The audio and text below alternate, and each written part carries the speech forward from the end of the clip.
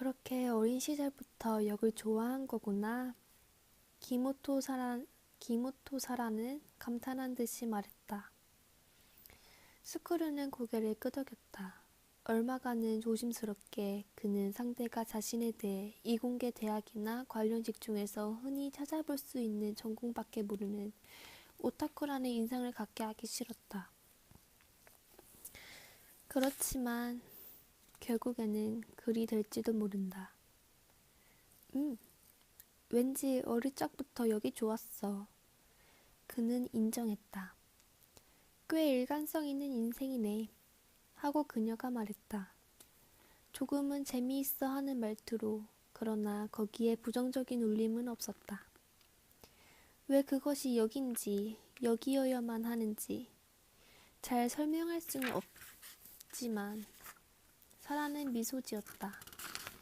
그걸 천직이라고 하잖아. 그럴지도 모르지.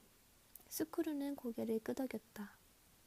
어쩌다 이야기가 이쪽으로 흘러버린 걸까? 스쿠르는 생각해 보았다. 그 일은 아주 먼 옛날에 일어났고 가능하다면 기억에서 지워버리고 싶었다.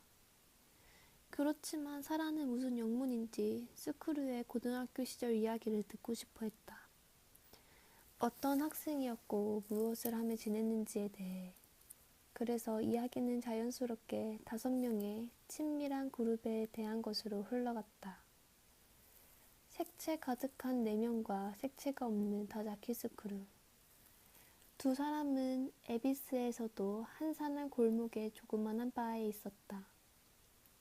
그녀가 잘 아는 작은 일본 요리점에서 저녁을 먹을 예정이었으나 점심을 늦게 먹은 탓에 별로 식욕이 일어나지 않는다며 사라는 예약을 취소하고 적당한 곳에 들어가 일단 치즈나 땅콩을 먹으며 칵테일이나 한잔 하면 어떻겠느냐고 했다. 스쿠르도 딱히 배가 고프지 않아 그 말에 따랐다. 원래 별로 많이 먹는 편은 아니었다. 사라는 스쿠르보다 2살 위로 규모가 큰 여행사에 다녔다. 해외 패키지 여행의 기획 담당자였다. 당연히 해외 출장이 많았다. 스쿠르는 서관동 지역을 담당하는 철도 회사에서 역을 설계하고 관리하는 부서에서 일했다. 직접적인 연관성은 없지만 둘 다 운수에 관련된 전문직인 셈이다. 스쿠르는 상사의 집들이 파티에 갔다가 사라를 소개받고 거기서 메일 주소를 교환했다. 이번이 4번째 데이트였다. 첫 번째 만났을 때 식사를 마친 다음 그의 방으로 가서 섹스를 했다. 거기까지는 아주 자연스러운 흐름이었다. 오늘은 그로부터 일주일 후였다. 미묘한 단계이다. 이대로 나아가면 두 사람의 관계는 더 깊어질 것이다. 그는 36살이고 그녀는 38. 당연한 일이지만 고등학생의 연애와는 다르다. 처음 만났을 때부터 스크루는 그녀의 얼굴이 묘하게 마음에 들었다. 표준적인 의미에서 결코 미인은 아니었다. 튀어나온 광대뼈가 좀 고집 있어 보이고 코도 가늘면서 약간 삐죽해 보였다. 그러나 그 얼굴에는 살아 움직이는 뭔가가 있어서 그의 눈길을 끌었다. 눈은 평소에는 가늘지만 뭔가를 보려 할 때면 크게 활짝 열렸다. 그리고 결코 거침이 없는 호기심이 가득한 검은 눈동자 한 쌍이 거기에 나타났다. 평소에는 의식하지 않았지만 스크루의 몸에는 아주 섬세한 감각을 가진 장소가 한 군데 있었다. 그것은 등 어딘가에 존재한다. 손이 닿지 않는 부드럽고 찾기 힘든 부분으로 평소에는 뭔가에 감싸여 겉으로 드러나지는 않는다. 그러나 도무지 예기치 못한 순간에 불현듯 그곳이 노출되어 누군가의 손가락 끝에 닿는다. 그러면 그의 내부에서 뭔가가 작동하기 시작하여 특별한 물질이 몸 안에서 분비된다. 그 물질은 혈액에 섞여 몸 구석구석까지 흘러간다. 거기에서 일어나는 자극적인 감각은 육체적인 것이기도 하고 동시에 정신적인 것이기도 하다. 처음 사라를 만났을 때 어딘가에서 뻗어나온 익명의 손가락 끝이 등에 있는 스위치를 꼭 눌렀다. 처음 만난 날 두 사람은 꽤 오랜 시간 이야기를 나누었지만 어떤 이야기를 했는지는 기억이 없다.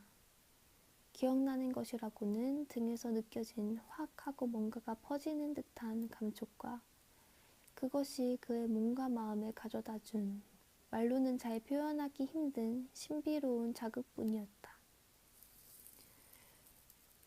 어떤 부분은 풀어지고 어떤 부분은 조여들었다.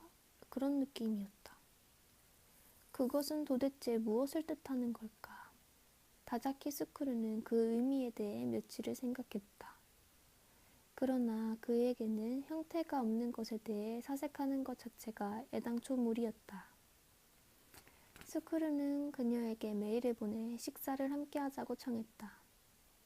그 감촉과 자극의 의미를 확인하기 위해. 사라의 외모가 마음에 들었던 것처럼 그녀가 몸에 걸친 옷에도 호감이 갔다. 지나친 장식이 없으며 선이 자연스럽고 아름다웠다. 그리고 그것이 아주 기분 좋게 몸에 착 달라붙었다. 그냥 보면 단순한 것 같아도 선택에 꽤 많은 시간을 들이고 적지 않은 돈을 지불했으리라는 것은 그도 어렵지 않게 상상할 수 있었다. 거기에 잘 어울리는 액세서리도 화장도 품이 있고 은근했다. 스크루는 자신은 옷에 그리 신경을 쓰는 편이 아니지만 옷 잘 입는 여성을 보는 것은 예전부터 좋아했다. 아름다운 음악을 감상하는 것과 마찬가지로.